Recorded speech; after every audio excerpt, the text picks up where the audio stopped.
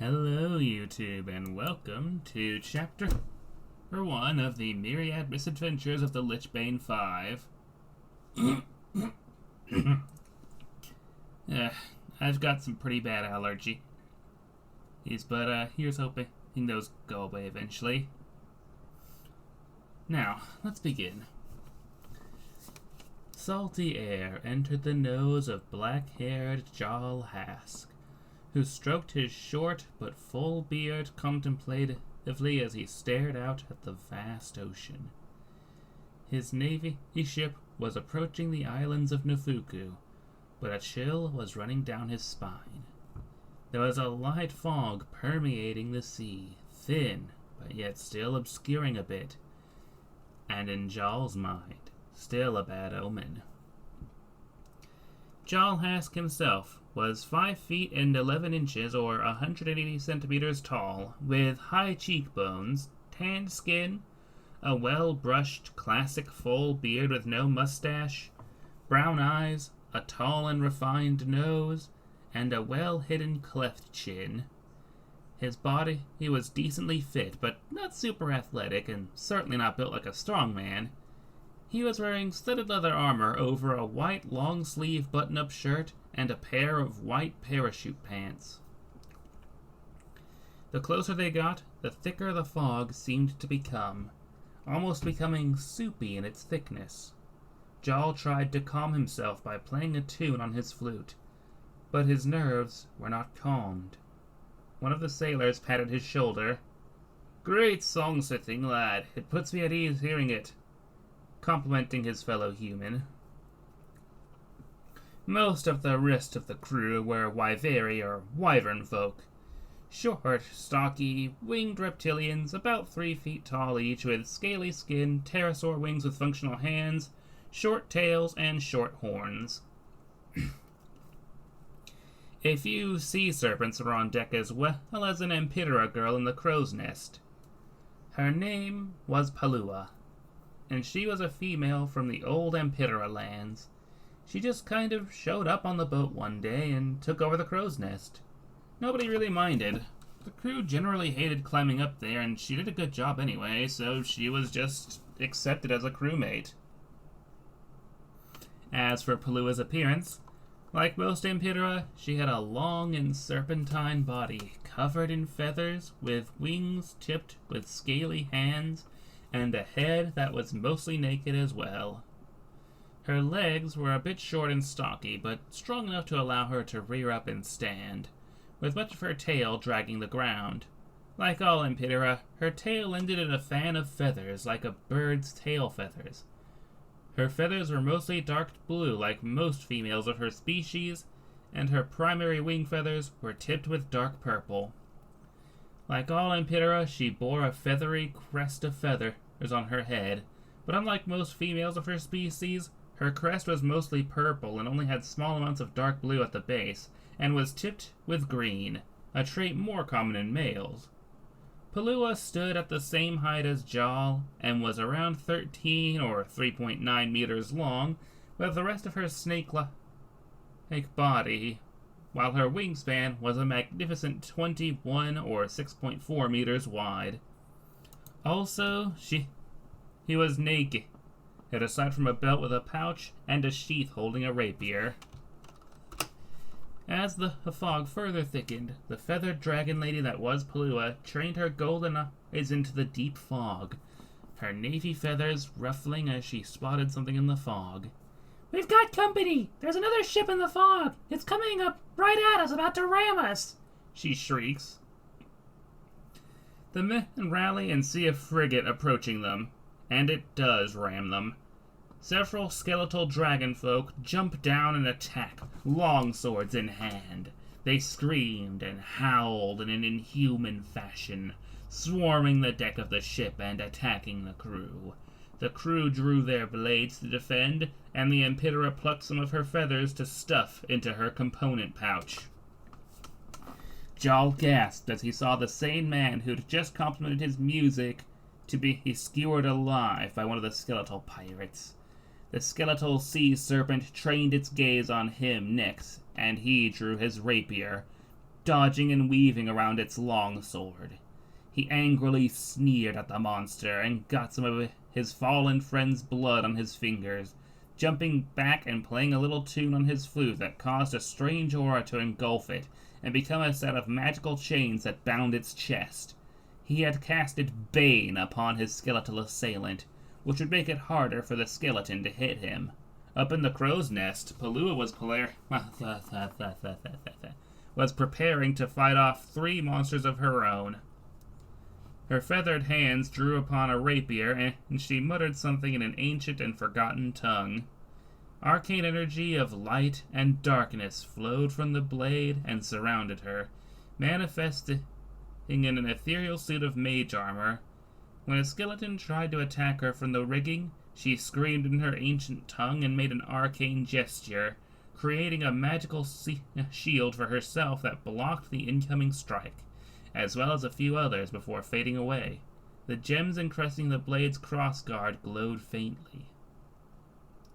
Jal had no idea Palua had magical powers. He'd never seen her use them before now. Still, he wasn't about to look a gift dragon in the mouth at a time like this. For the time being, his Bane spell was working like a treat. The draconic skeleton couldn't hit him, totally messed up by the spell. Jal slashed at the skeletal nightmare, striking it in the sternum, while the other sailors mostly fought with scimitars and fisticuffs. Normally, they'd use crossbows, but this was not a good time with everyone in such close quarters. The army of undead warriors only became bolstered, and Palua knew she had to act, so she spoke to her sword and pointed it at one skeleton in particular, and it became the target of the Hexblade Curse, a nasty special ability that caused her attacks to do a little extra damage to a specific target. She immediately slashed at it and cut off a rib. Unfortunately, she would be struck by another skeleton's longsword while blocking another's. Being surrounded by 3 of these was not fun for her. The dark shadow above the whole ship grew darker, and Jal knew he would need to do more. He slashed again at the skeletal warrior's midsection, cutting it down, and it fell to pieces. He watched the 4 her feathered dragoness get attacked by 3 skeletons, and he knew he had to help. She screamed in her native tongue and hacked apart the skeleton she had cursed, her weapon and lighting itself on fire as it careened into the bony menace. Jal whistled, quite impressed at her magical prowess. One of the sailors also shot another skeleton out of the rigging with a crossbow, though he did so at the cost of his own life. On impact with the deck of the ship, the shot-down skeleton was no more. Most of the crew was now dead, and the undead monsters were leaving with all the money and treasure they could carry. Jal wouldn't stand for it. He targeted one skeleton wearing armor and played his flute while also pulling a small piece of iron and a match from his pocket, which he lit, channeling his bardic magic to cause the skeleton's armor to heat up and become red hot. The bag of bones didn't stand a chance, the heat metal spell causing burns on it and causing fractures that caused parts of it to just snap, making it fall down in defeat while Palua killed the other skeleton in the rigging with her new elemental weapon. But while they were celebrating being alive, the fog lifted and a horrible sight greeted them as they saw the captain of this skeleton crew. A sea serpent half decayed and wearing full-plate bronze armor with a hoplon shield and a bronze cutlass. His eyes were missing, replaced by dull glowing red orbs in his sockets. His face was curled into a sick smile as he prepared a large fireball and threw it onto the ship, sailing away with a hollow, haunting, almost sickening laugh.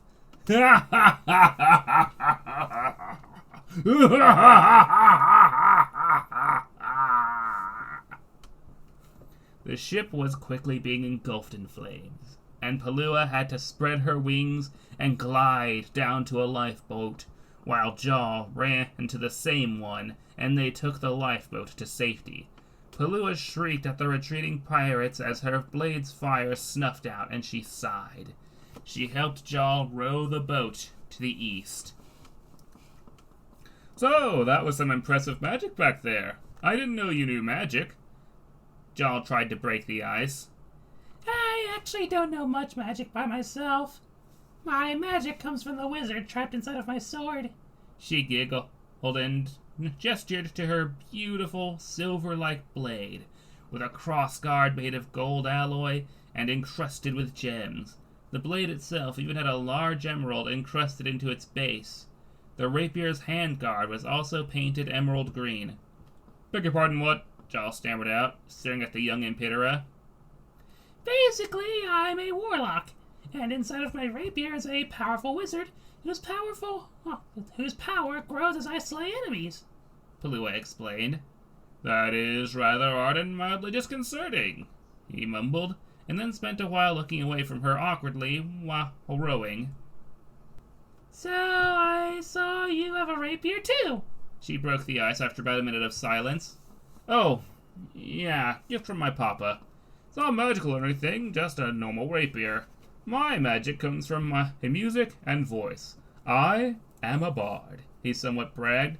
It's the next best thing to being a wizard or sorcerer. Oh, cool.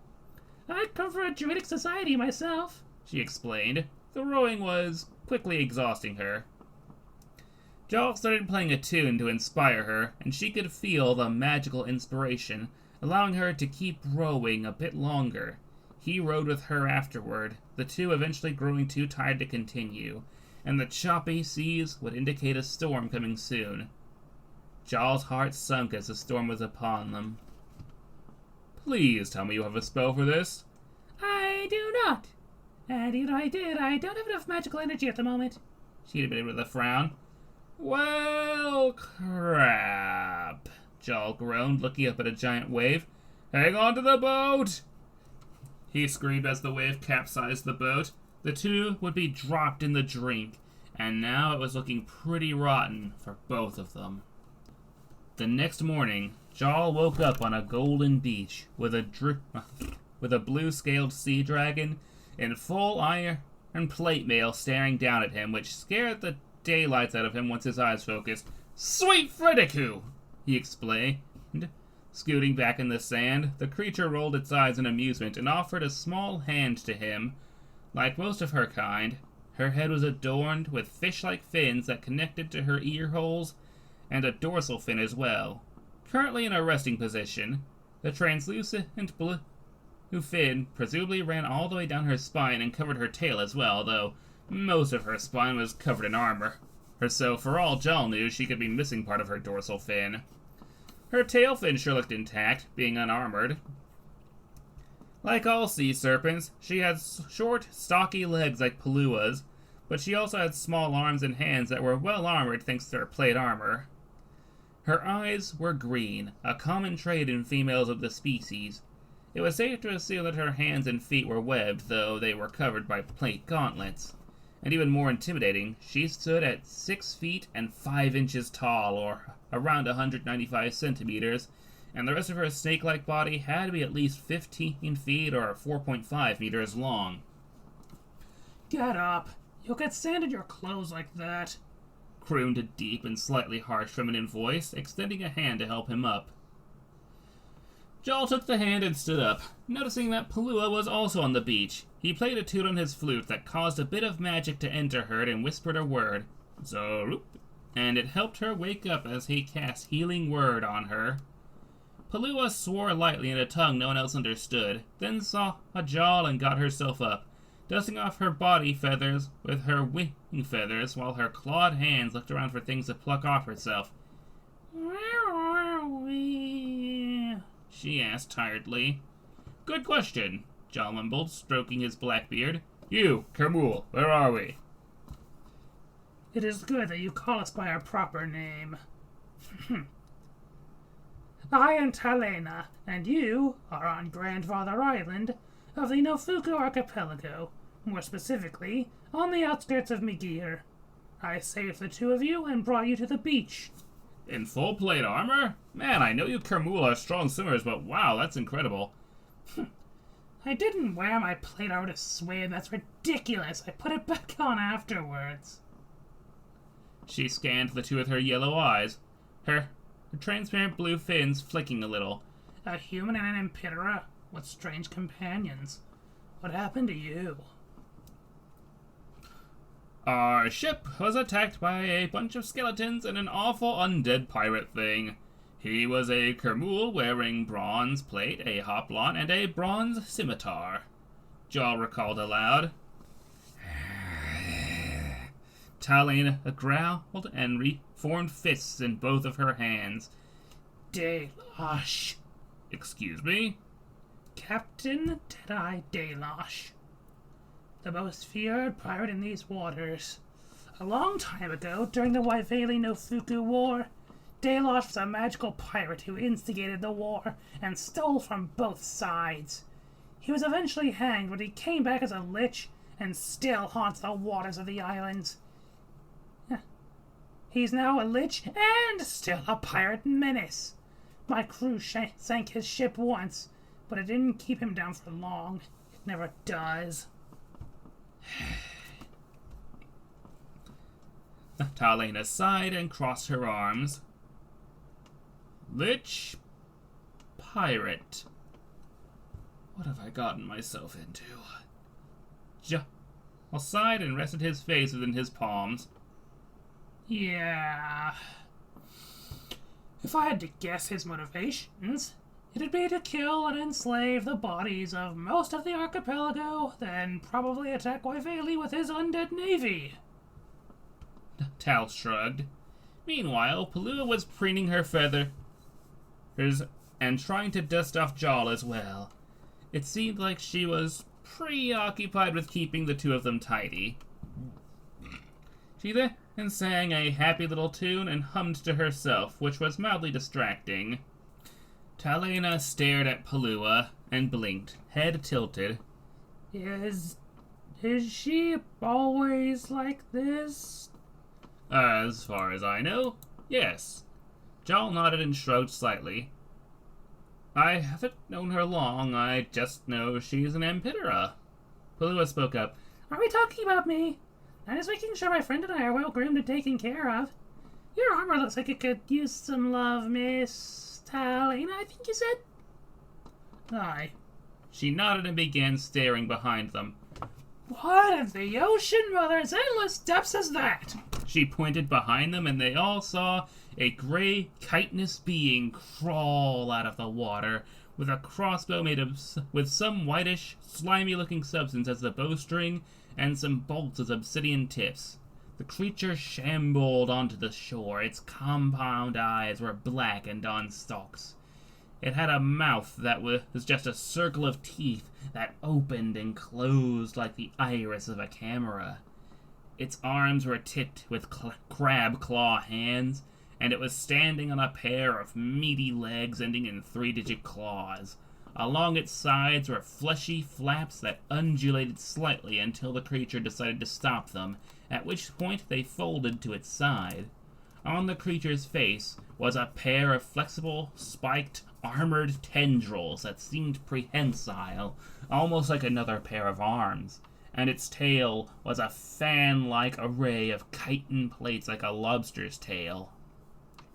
It also wore dark green robes made of kelp. The creature was short, standing at 5 feet and 5 inches tall, or 165 centimeters. The creature took a few seconds to take its first breaths of air before Palua screamed and fainted at the sight of it. Ah! And the creature screamed as well, holding its heart afterward, but composed itself. The creature moved a claw towards the sand, casting mold earth to write a message in the sand which read the following. Hello, surface dwellers. I am Ericon the Animalocaris. I have been sent to the surface to deal with an evil force that is corrupting nature. Would any of you happen to know what it might be and where I could find it? A look of confusion struck the faces of Talena and Jarl Hask as they processed this.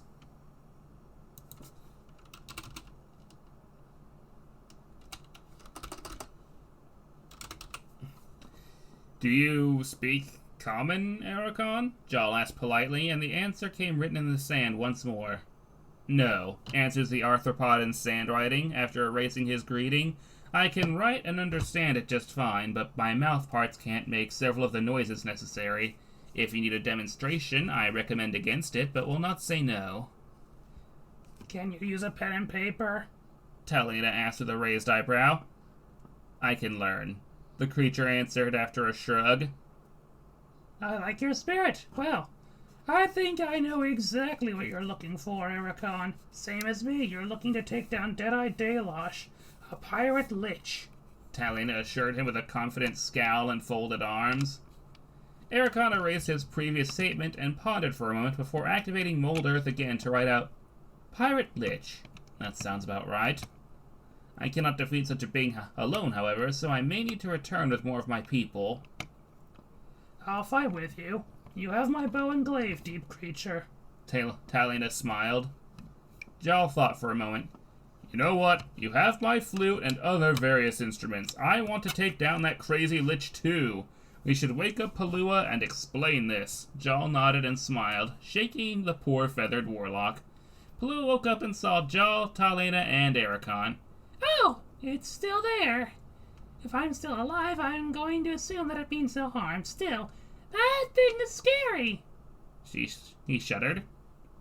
Its name is Ericon, and it seems to be a magic user, Jarl told her as it helped her stand back up.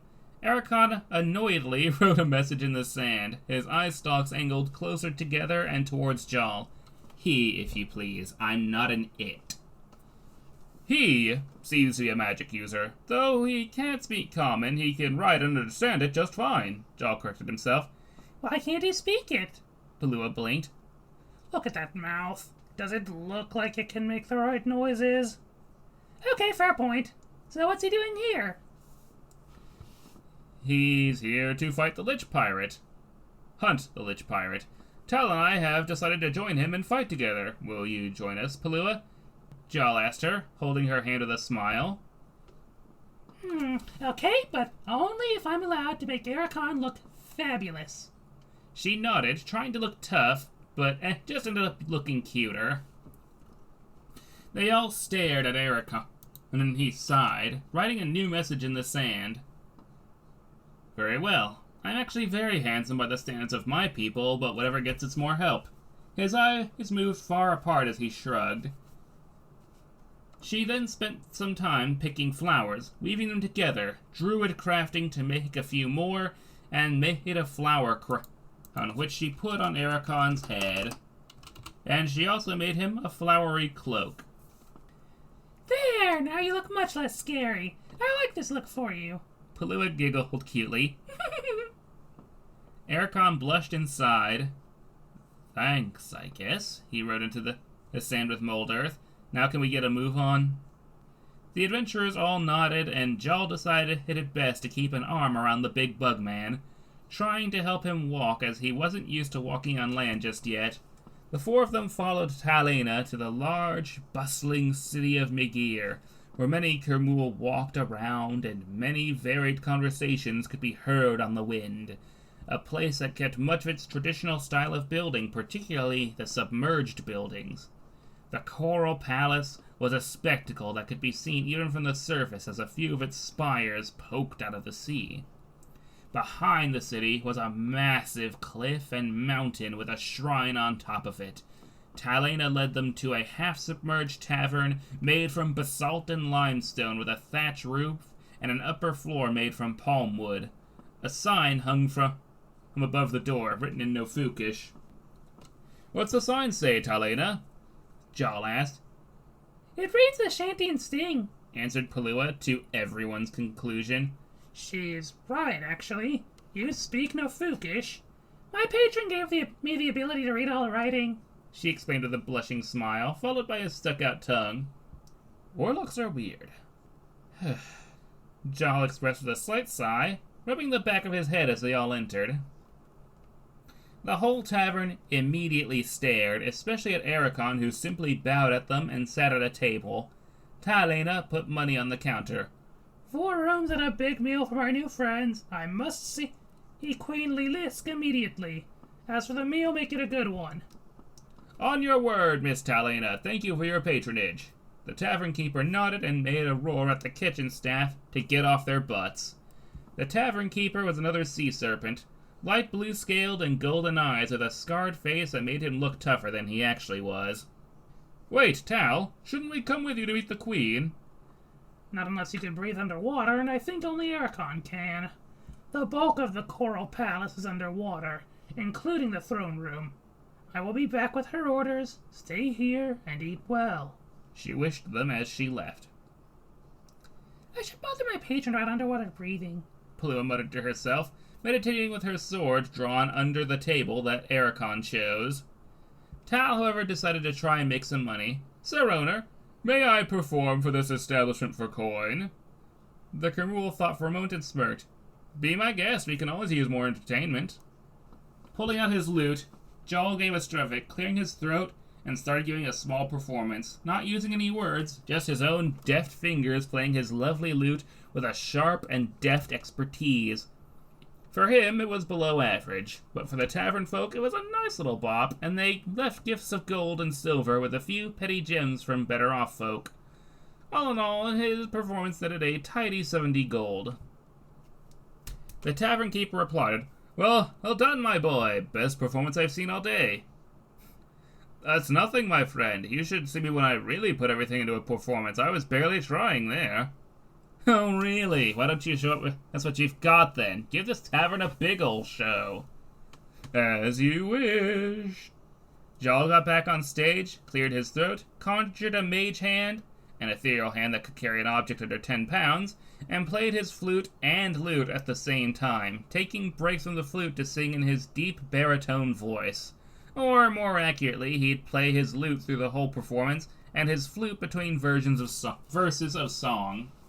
Unfortunately, I do not have the vocal ability it would take to properly render Jalhast's performance, nor do I know how to play any instruments. Therefore, I will simply kind of skip over the song and just let you guys imagine his performance. I apologize for not being talented/skilled enough to properly do this, but I also don't want to undersell his performance by giving an objectively worse one. The bar erupted in cheers, applauding the musical genius of Jarl Hask and giving him huge tips equaling 560 gold for his incredible performance. Well, tie me in a knot. You're a regular bard, kid. The bartender chuckled. Ha ha ha! I am, in fact, a traveling bard. Who else could bring a performance like this to your establishment? Well, that explains that. Take the money, kid. That was the best performance I've seen in a long time. Your rooms and meal are on the house for this, and your drinks as well. What drinks do you have, anyway? Wine, spiced wine, strong Islander ale, Brinster's ale, sweet berry rum, and sourberry rum. Sourberry rum for your bard. He sat with the others after giving his answer, both rather in awe at his performance. I've never heard that story before. What are those characters? I'm a follower of Dallas. Who? Jaw blinked. I'm not surprised you don't know of him. Dallas is the original god of my people, the god of nature, beauty, kindness, and good magic. Ericon scratched into the table with a claw. Most don't know of my god either. The sleeping god Camberry Gask, god of balance. Either way, truly a great show. Thanks. You shouldn't scratch the table, Ericon. Jaw frowned worriedly. Ericon chuckled and cast mending, immediately fixing the shallow scratches. I see you know mending. I gotta learn that myself. It's immensely useful. Jaw mused, half to himself. Ericon nodded in agreement. The tavern keep came to the table and took the orders for the rest of the party, with Palua ordering their sweetest wine and Ericon taking the Brinster's ale, which was basically just beer diluted with seawater. Not healthy for a landwalker, but for the Kermul and Ericon it was perfectly drinkable. Meanwhile, Talena had been speaking with the Queen of Migir, although at this point she was a puppet ruler under the orders of Wyveli. Your report is most encouraging, Talena. I hope that you and your new companions can gather any information on Dalosh. We certainly don't need this in times like this. For now, just try to gain as much information as possible and see if you can ascertain the location of his lair. Go forth, soldier, and do not fail me." "As you demand, my queen." She nodded and stood up, swimming out of the palace and towards the tavern, entering it and finding her new companions, all giving Talina her money back. "What on... Did you demand a refund or something?" "No, better. I performed a song for the tavern in the tavern keep. Let's have it all in the house. And I got serious gold out of it." He smiled proudly. "Are you serious?" "I saw it happen. I can confirm it." Palua piped up from under the table. "Why are you under the table?" "Well, I couldn't very well meditate on the table. Our food was going to be there, and the chair is too small." "You could have waited until you got in your tavern room." "Oh, guess I didn't think of that." Palua shrugged and got into her chair, and the tavern keep took Talina's drink order. She decided on strong Islander ale, knowing she might need the strong stuff while dealing with Palua. Soon after Talina arrived, the four were given their meal: lobster bites in sweet and spicy rice, with butter sauce and dried kelp, with sautéed onions and peppers in the rice. The delightful dish satisfied the group's growling gastric systems. Their bellies full with a good meal, good drink, and a desert of decadent sweet rolls. Each of them went to bed as the sun set on Kiriho, also known as Grandfather Island. The night was quiet, for the most part, as half of the party slept in the upstairs rooms, while the two water breathers took to the basement rooms.